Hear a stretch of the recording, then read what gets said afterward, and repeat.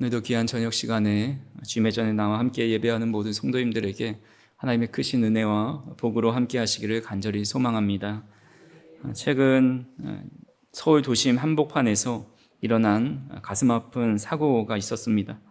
수십 년 동안 수많은 차량들과 사람들이 오가던 서소문 고가 다리가 불과 5초 만에 무너져 내리는 참담한 붕괴 사고였습니다. 평소 매일같이 그 아래를 또 그 위를 지나다니던 시민들에게는 그 사건은 매우 큰 충격이었습니다. 심지어 그 무너지기 직전에는 또 전철이 오고 가는 그런 큰 참사로 이어질 수 있는 상황이었습니다. 겉으로 보기에는 멀쩡하고 튼튼해 보였던 이 다리가 순식간에 5초 만에 주저앉아 버립니다. 하지만 그 현장을 조사한 전문가들의 진단을 보면 그 다리가 무너지는 데 걸린 시간이 단 5초 남짓이었지만 그 붕괴는 결코 하루아침에 일어난 일이 아니다라고 진단합니다. 오래전부터 보이지 않는 곳에서 철골이 부식되어 있었고 미세한 균열과 단차가 발생하여서 구조적인 결함이 쌓여갔습니다. 계속 경고음을 내고 있었지만 안일하게 방치한 결과 결국 하중을 견디지 못하고 다리는 무너져 내리고 인명피해까지 발생하고 말았습니다. 우리의 신앙이 무너지는 것도 이 다리의 붕괴 과정과 비슷하다는 생각을 하게 됩니다. 평소에는 신앙생활을 잘하는 것처럼 보이고 겉으로는 아무 문제 없어 보입니다. 하지만 다른 사람은 모르지만 본인 스스로는 나의 신앙이 이전과는 좀 다르다라고 생각이 됩니다. 지금 상황이 돌이켜야 할 것 같다라는 이전과 달라서 좀 돌이켜야 하지 않을까, 좀 더 주님을 바라봐야 되지 않을까, 그것을 스스로 인지하기 시작합니다. 근데 그런 신앙의 균형을 방치해 버리게 됩니다. 그러다 보니까 어느 순간 걷잡을 수 없이 무너져 내리는 신앙과 믿음을 보게 됩니다. 대표적인 예로 안타깝게도 잊혀질만 하면 한 번씩 뉴스에 나오는 우리 한국교회의 지도자들의 타락 소식을 보면 알 수 있습니다. 수많은 성도에게 존경받던 영적 지도자가 하루아침에 도덕적 문제나 재정이나 혹은 스캔들로 무너지는 모습을 보면서 성도들은 큰 충격에 빠집니다. 하지만 그들의 추락은 역시 어느 날 갑자기 일어난 돌발 사고가 아닙니다. 보이지 않는 곳에서 서서히 권력에 취하고 기도와 말씀에서 멀어지고 세속적인 욕망이 그의 영혼을 점점 병들게 만드는 결과가 수면 위로 나타나게 된 것입니다. 이는 비단 지도자들에게만 있는 문제가 아닙니다. 수많은 그리스도인들이 스스로 이전과는 달라진 순수한 신앙의 모습을 잃어가고 열정이 사라져 갑니다. 세상의 문화와 또 분주함 속에 예배를 경히 여기고 말씀과 기도의 삶에서 멀어져 가면서도 그것을 방치한 결과가 결국 신앙의 나태와 또 믿음이 무너지는 결과로 나타납니다. 통계청 발표 조사 결과를 따르면 이 현실이 얼마나 심각한지를 알 수가 있습니다. 우리나라 1980년대부터 개신교인의 수는 계속해서 증가해서 2015년에 약 968만 명으로 조사되었습니다. 전체 인구의 20%에 가까운 인원이 개신교인이었습니다.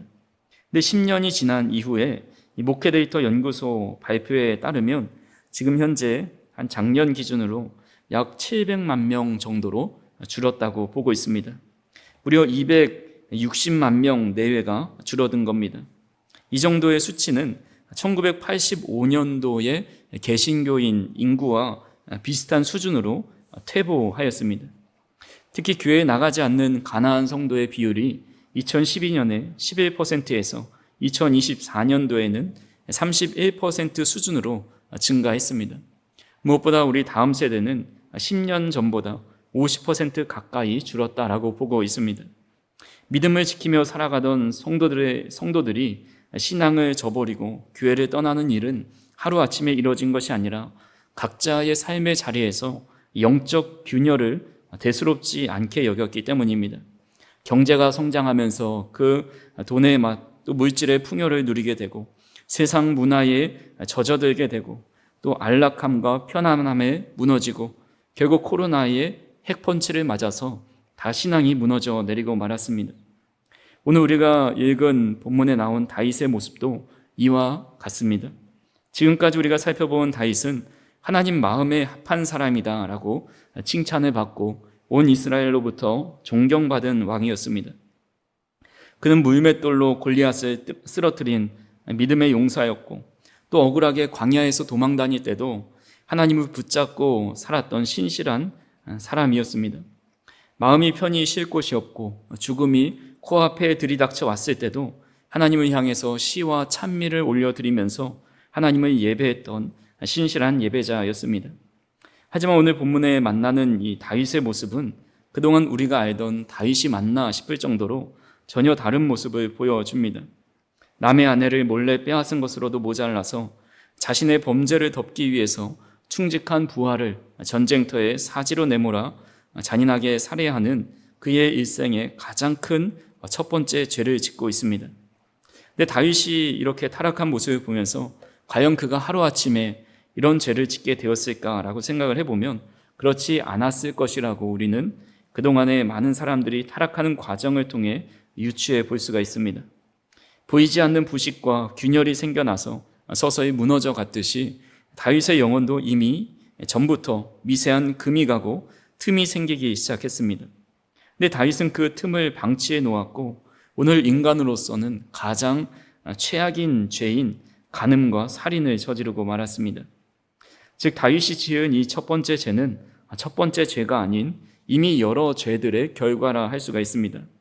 그래서 오늘 우리가 이 말씀을 보면서 우리도 일상에서 나도 모르게 방치하고 있는 죄가 있진 않은지, 신앙과 믿음의 균열을 마음속으로는 인지하면서도 그것을 내 안에 방치하고 있진 않은지 돌아보면서 우리 안에 있는 신앙과 믿음의 균열과 방치된 것을 신속하게 보수하여서 하나님 보시기에 아름다운 신앙의 모습을 갖추고 살아가는 저희 성도님들이 되기를 간절히 소망합니다.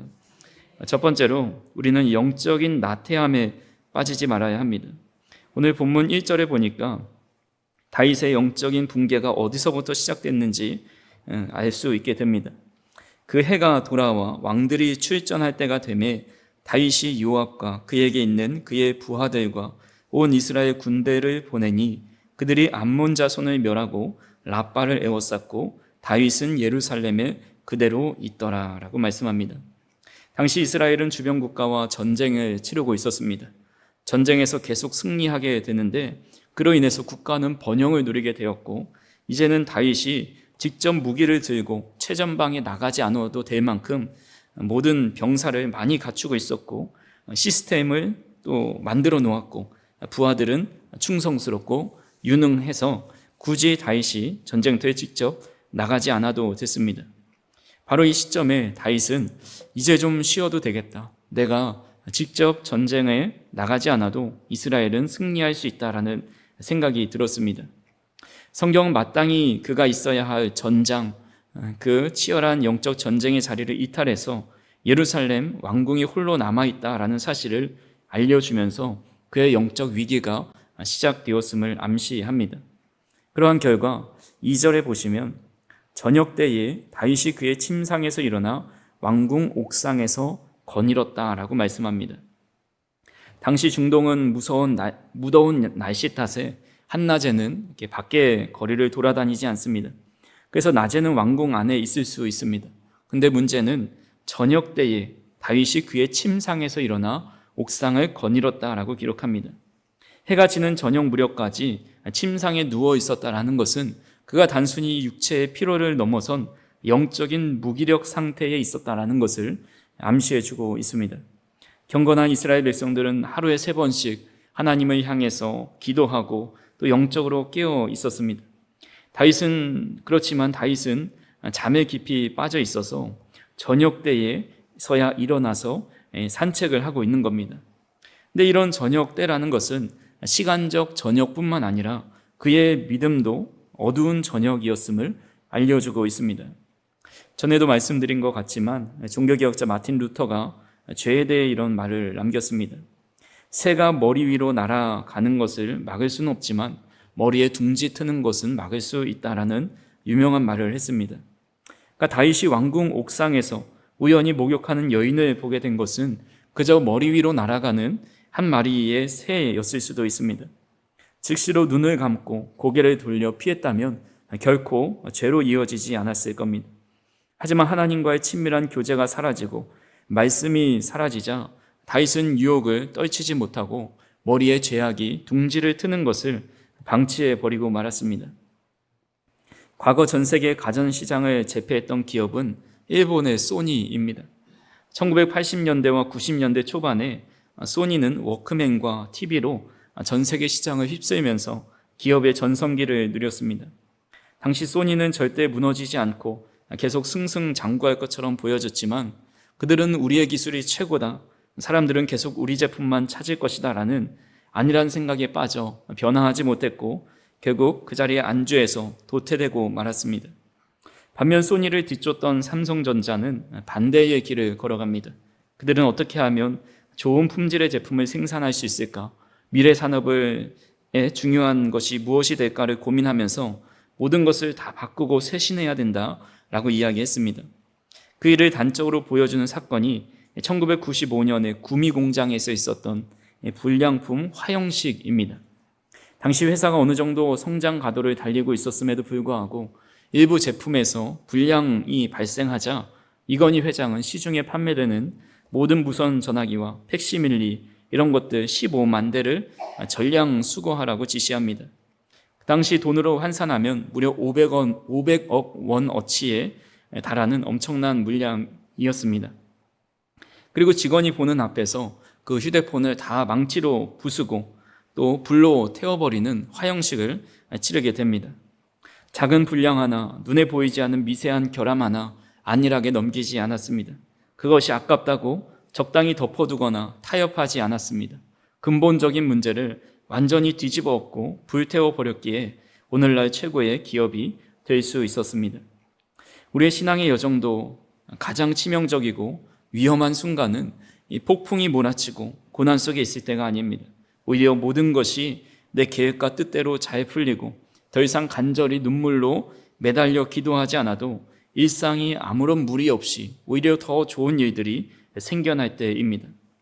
나는 평안한 왕궁에 머물면서 영적인 긴장감을 놓아버릴 때에 우리는 나태해지고 더 이상 하나님을 간절히 찾고 도움을 구하는 것이 최우선순위가 되지 않게 됩니다. 그래서 우리는 우리 영혼에 스며드는 나태함과 또 죄의 균열을 발견하게 되었을 때에 우리는 그것을 과감히 불태우고 다시 쇄신할 수 있는 용기와 결단을 가지고 주님 앞에 나아갈 수 있기를 간절히 소망합니다. 두 번째로, 죄를 죽이지 않으면 죄가 사람을 완전히 삼켜버리는 것을 보게 됩니다. 이 말은 존 오웬이 한 매우 유명한 말입니다. 죄를 죽이라, 그렇지 않으면 죄가 너를 죽일 것이다 라고 말을 합니다. 지금 다윗의 상황이 그런 상황이죠. 3절 말씀에 보면 다윗은 사람을 보내서 그 여인이 누구인가를 알아보게 됩니다. 적극적으로 마음에 품은 죄악을 실행하고자 하는 마음이 생긴 겁니다. 이에 신하가 그를 알아보고 돌아와 보고하기를 그는 에리암의 딸이요 햇사람 우리아의 아내 밧세바입니다 라고 보고합니다. 근데 여기서 신하의 말을 좀 자세히 살펴보면 우리아의 아내 밧세바가 아니니까 라고 말을 합니다. 이미 다윗뿐만 아니라 왕궁에 있었던 신하들도 밧세바의 얼굴을 알고 있었습니다. 그가 우리아의 아내였고 그의 미모가 출중하다라는 것이 아마 성 안에 다 소문이 퍼진 것 같습니다. 그래서 우리아의 아내 밧세바가 아닙니까? 라고 보고합니다. 그렇게 하면 안 되지만 100번 양보해서 다윗이 혹 그 여인을 보고 음욕이 생겨 그것을 실행하려 합니다. 그런데 알고 보니까 그 여인이 자신의 충신, 그것도 지금 이 순간에도 다윗과 이스라엘 백성들을 위해서 전쟁에 나가 목숨을 걸고 싸우는 그의 아내라는 것을 알았더라면 여기서 멈춰야 했습니다. 하지만 다윗은 전령을 보내서 그 여자를 자기에게 데려오게 했고 결국 잠자리를 갖게 됩니다. 도저히 이해할 수 없는 대목입니다. 어떻게 다윗이 이럴 수 있는가? 다윗은 이미 그의 마음에 죄악의 둥지를 트는 것을 방치했고 죄가 그의 마음과 생각을 다 삼켜버린 상태였기 때문에 이런 말도 안 되는 죄를 저지르게 되는 것입니다. 그런데 죄는 여기서 멈추지 않습니다. 얼마 후에 밧세바가 임신했다는 소식이 전해옵니다. 죄의 열매가 수면 위로 드러날 위기에 처해 있을 때에 다윗은 하나님 앞에 엎드려 회개해야 했지만 그러지 않습니다. 대신 자신이 가진 권력으로 인간적인 방법으로 죄를 덮으려 시도합니다. 여러 가지 방법을 시도하지만 결국 다윗의 계획은 그 뜻대로 흘러가지 않습니다. 다윗이 우리아에게 집에 가서 편히 쉬라고 거듭 권면하지만 우리아는 이를 단호히 거절합니다. 11절에 이렇게 말하죠. 우리아가 다윗에게 아뢰되 언약궤와 이스라엘과 유다가 야영 중에 있고 내 주 요압과 내 왕의 부하들이 바깥 들에 진치고 있거늘 내가 어찌 내 집으로 가서 먹고 마시고 내 처와 같이 자리이까 내가 이 일을 행하지 아니하기로 왕의 살아계심과 왕의 혼의 살아계심을 두고 맹세합니다 라고 이야기합니다. 이스라엘의 왕인 다윗은 언약궤와 백성들이 왕궁 밖에서 성 밖에서 진치면서 치열하게 전쟁을 치르고 있는데 이는 왕궁에서 편안하게 정욕에 빠져 죄를 짓고 있습니다. 반면에 이방인 출신의 부하인 우리아는 이 언약궤와 전우들을 생각하면서 진영에서 밤을 지새웁니다. 우리아라는 이름은 여호와는 나의 빛이시다 라는 뜻입니다. 그는 그의 이름처럼 여호와의 빛이 비추는 곳에서 살아가서 죄악과 멀리하며 낮과 같이 깨어있는 삶을 살았습니다. 하지만 다윗은 빛이 사라진 저녁과 같은 시간을 보내고 있습니다. 그런 우리아의 충직한 모습, 하나님 앞에 바로 선 모습을 보면서 자신의 죄악을 비추고 주님께 통회하고 자복하면서 나아가야 했습니다. 그러나 이미 죄에 깊이 함몰되고 죄에 사로잡힌 사람은 회개하기보다도 그 빛을 꺼려하고 또 다시 어둠 속으로 들어가는 선택을 할 경우가 참 많이 있습니다. 결국 다윗은 우리아의 손에 편지를 들려 요압 장군에게 보냅니다.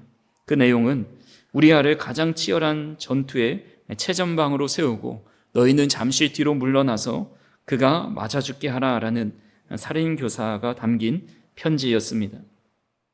우리아는 자신을 죽이라는 그 사형 선고가 담긴 선고서인 줄도 모른 채에 그 편지를 가지고 요압에게 가서 결국 전쟁터에서 전사하고 맙니다.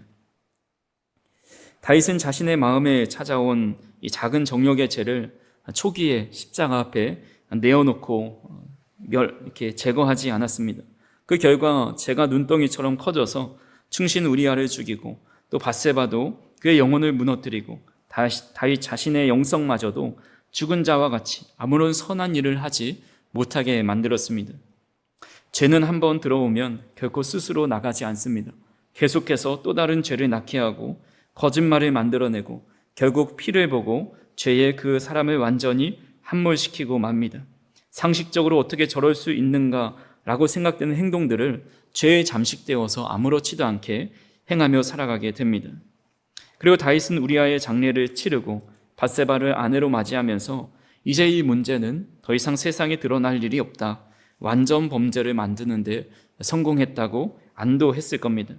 하지만 하나님은 분명히 그 일에 대해서 27절에 이렇게 말씀합니다. 하반절에 보시면 다윗이 행한 그 일이 여호와 보시기에 악하였더라 라고 말씀합니다. 우리도 하나님 앞에 죄를 짓고 그 죄를 덮기 위해 또 다른 죄를 지으면서 사람은 어쩔 수 없다고 생각합니다. 이 정도는 하나님도 이해해 주실 것이고 또 사람들은 나의 죄를 알아차릴 수 없다라고 생각합니다. 그 생각이 맞기는 합니다. 우리는 죄를 지을 수밖에 없는 죄인이고 우리가 죄를 짓는다고 해서 사람들이 특별히 알아보지 못합니다. 하지만 죄에 대한 태도까지 우리가 죽어서는 안 된다라는 사실을 깨닫게 됩니다. 하나님은 우리가 죄를 지을 때 우리를 책망하기도 하지만 우리는 죄를 지을 때 언제든지 우리 죄를 자복하면 깨끗하게 하실 준비를 하고 계신 우리 하나님이십니다. 그래서 죄를 지을 수밖에 없는 인간이지만 중요한 것은 죄에 대해서 회개하지 않고 덮어두고 아니라는 모습, 아무렇지도 않게 여기는 그런 모습을 보시면서 하나님은 우리를 악하다라고 생각하십니다. 그래서 오늘 우리는 이 말씀을 통해서 혹 우리 안에 지금까지 쌓아놓았던 죄악들, 이건 어쩔 수 없는 죄였다고, 이 정도는 누구나 짓는 죄라고 안일하게 생각하면서 죄의 죽은 자가 되어서 아무런 저항도 또 싸움도 하지 않고는 있지 않은지 한번 돌아봐야 합니다. 다윗처럼 간음과 살인의 죄는 아니라 할지라도 미움을 방치하고 비난하는 말을 방치하고 부정적인 생각을 방치하고 판단하는 마음을 방치하고 게으름을 방치하고 있진 않은지 우리는 한번 돌아봐야 합니다. 그래서 우리 삶에 하나님과 멀어지게 만드는 어떤 작은 죄악된 모습이라 할지라도 주님 앞에 나가 그 죄로부터 벗어나 정말 주님 앞에 정결한 자로 살아갈 수 있는 저 우리 성도님들이 되기를 간절히 소망합니다.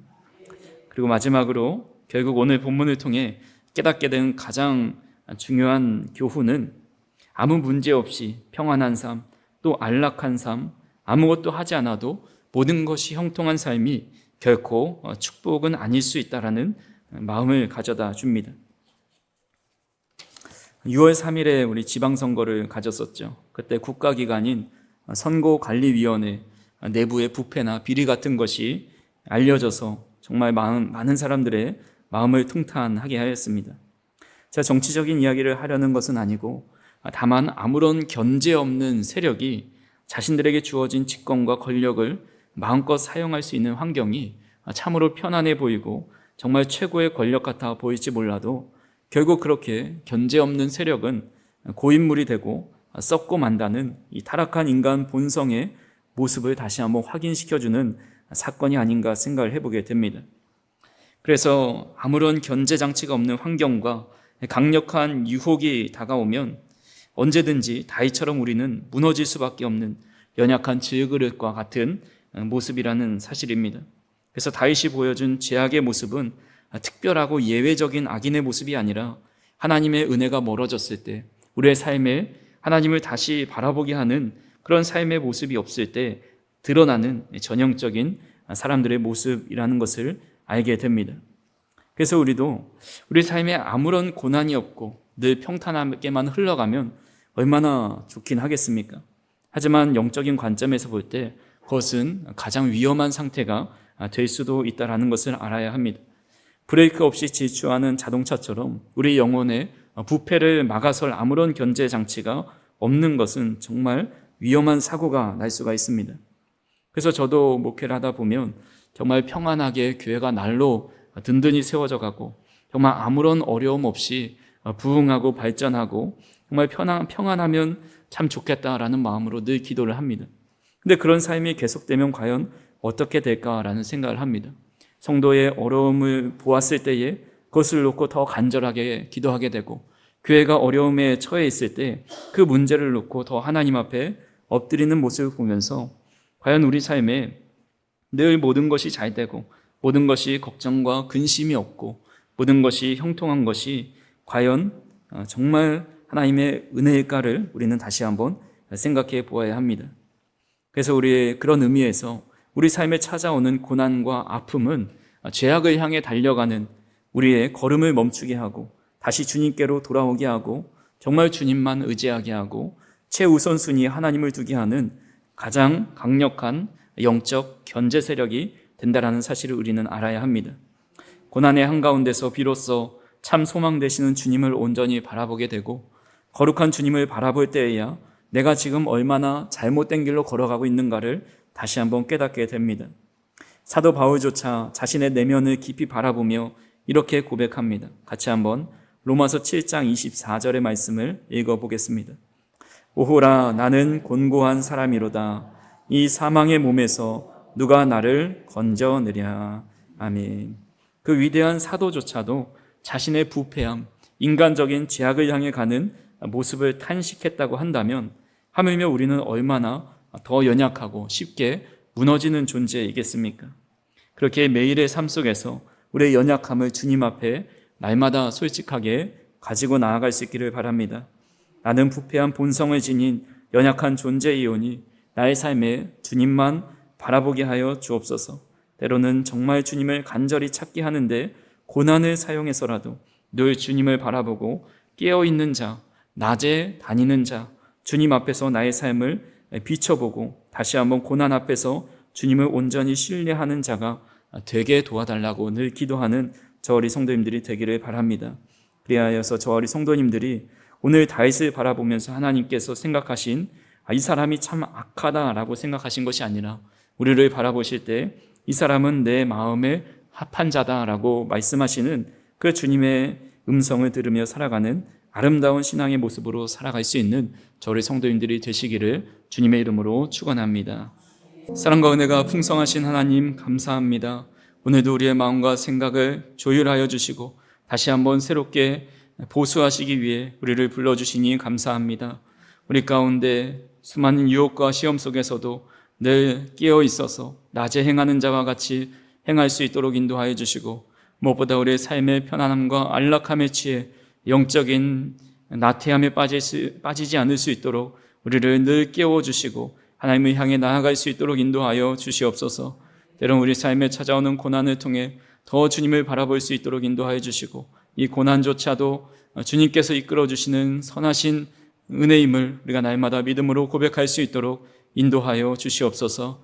무엇보다 사랑하는 성도님들 일상을 살아갈 때에 수많은 유혹과 시험 속에서 지켜 보호하여 주시고 하나님 보시기에 합당한 자, 하나님 보시기에 기쁨이 되고 그의 마음을 시원케 해드리는 믿음을 가지고 살아갈 수 있도록 인도하여 주시옵소서. 예수님의 이름으로 기도하옵나이다. 아멘.